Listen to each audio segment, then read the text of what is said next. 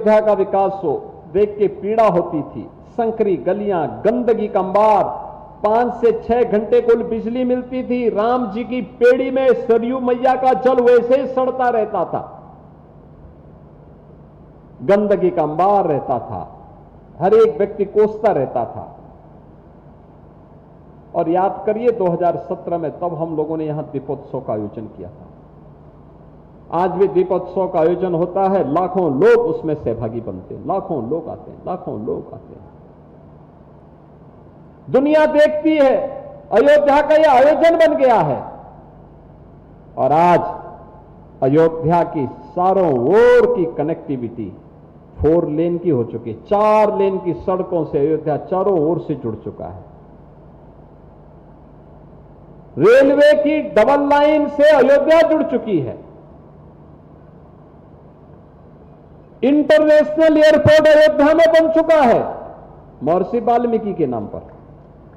बहनों और भाइयों, जिन्हें महर्षि वाल्मीकि के नाम पर चिढ़ थी, वही अयोध्या का विरोध भी करते थे और वही अयोध्या में आज फिर जहर घोलने का काम कर रहे हैं, वही विरोध करके अयोध्या को बदनाम करने का काम कर रहे हैं। ये वही लोग हैं जिन्हें इस बात की नाराजगी है कि रेन बसेरा का नाम निषाद राज के नाम पे क्यों हुआ। ये वही लोग हैं जिन्हें इस बात की चिढ़ है कि माता सबरी के नाम पर भोजनालय का निर्माण क्यों हुआ। ये वही लोग हैं जो कभी भगवान राम के अस्तित्व पर ही प्रश्न खड़ा करते थे और कभी राम भक्तों पर लाठी और गोली भी चलाते थे। और आज की अयोध्या सब कुछ है, देश की सोलर सिटी अयोध्या, चारों ओर से कनेक्टिविटी बेहतरीन अयोध्या की। और कौन ऐसा सनातन धर्मावलंबी होगा देश और दुनिया का जो आज अयोध्या न आना चाहता होगा। हर व्यक्ति आना चाहता है, आ रहा है। और इसलिए उस अयोध्या में एक नवाचार नगर निगम के द्वारा रामायण का एक वैक्स म्यूजियम पीपीपी मोड पर बना करके उन्होंने तैयार किया है। आज मुझे बहुत अच्छा लगा उसका उद्घाटन करते हुए। आप भी देखेंगे कितना शानदार बनाया है और बनाने का प्रयास हुआ है।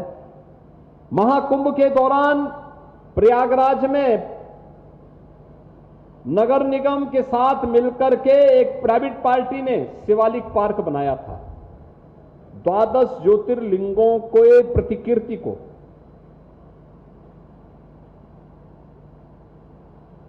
जो भी वेस्ट स्क्रैप था उसका इस्तेमाल करते हुए बनाया था।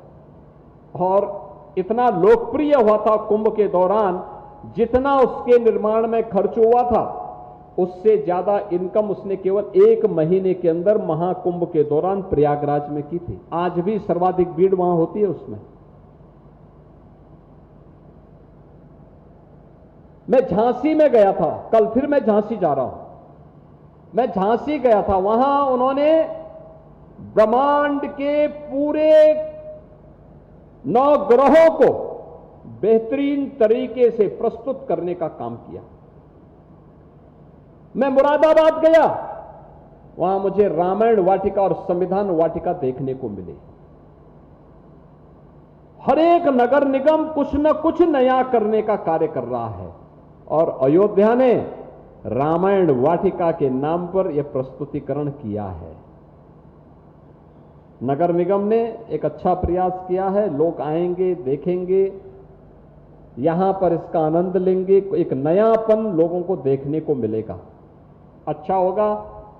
जहां पर जो दृश्य है वहां पे हम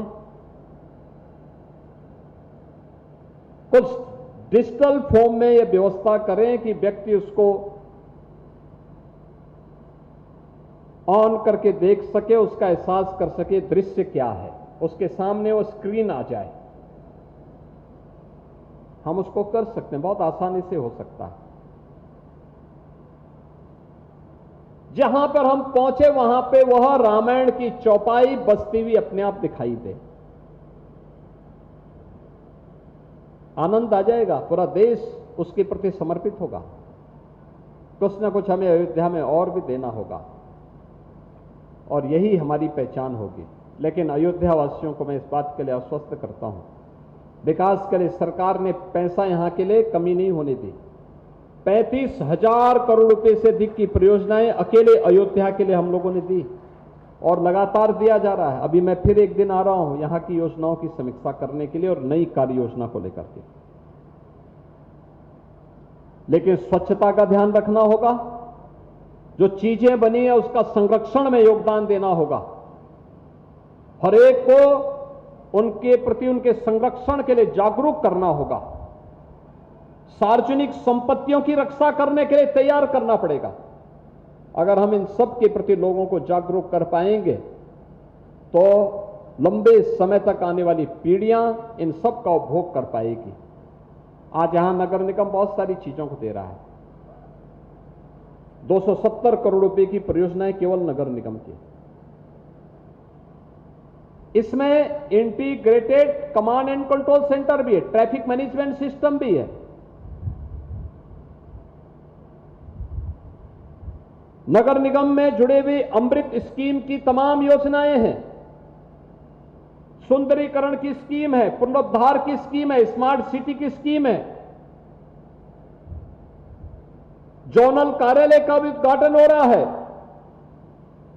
अन्य तमाम चीजें आज अयोध्या नगर निगम को प्राप्त हो रही हैं।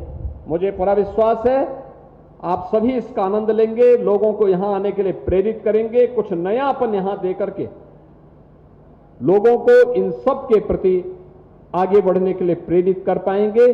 इस विश्वास के साथ एक बार मैं नगर निगम के महापौर, यहां के सभी पार्षदगण, सभी जनप्रतिनिधियों को हृदय से बधाई देते हुए पूरे अयोध्या वासियों का अभिनंदन करता हूं और अयोध्या धाम की पवित्रता को, उसकी सुंदरता को, उसकी स्वच्छता को बनाए रखने का आह्वान करूंगा। आपसे कहूंगा, अल नीनो का प्रभाव है, जल का संकट आएगा, जल संरक्षण के लिए उपाय करना, वृक्षारोपण करना, लगाना। हर नागरिक एक वृक्ष जरूर लगाए। प्रधानमंत्री जी ने एक पेड़ मां के नाम पर आह्वान किया है। हम भी प्रधानमंत्री जी के इस आह्वान पर एक पेड़ मां के नाम, खाली जगह जो भी हो उन जगहों पर अधिक से अधिक वृक्ष लगाएं, छायादार, फलदार, औषधीय वृक्ष हैं, इमारती लकड़ियों के वृक्ष, अन्य क्या क्या चीजें कहां पे लगनी है इसका सर्वे करवाकर रामायण कालीन वाटिका ये सभी स्थापित की जा सकती हैं। अयोध्या में बहुत संभावनाएं हैं। इन संभावनाओं को हमें आगे बढ़ाने के लिए कार्य करना है। मैं आज के इस अवसर पर आप सबको हृदय से बधाई देता हूं, अपनी शुभकामनाएं देता हूं और विश्वास करता हूं आप सभी लोग वैक्स म्यूजियम भी देखेंगे, नगर निगम की प्रगति में निरंतर सहयोग करेंगे और नगर निगम को स्वच्छ, सुंदर और स्मार्ट सिटी के रूप में विकसित करने के लिए प्रधानमंत्री मोदी जी का जो विजन है उसमें हम आगे बढ़ाने में सफल होंगे। आप सबके प्रति मेरी मंगलमय शुभकामनाएं हैं। धन्यवाद। जय हिंद, जय जय श्री राम।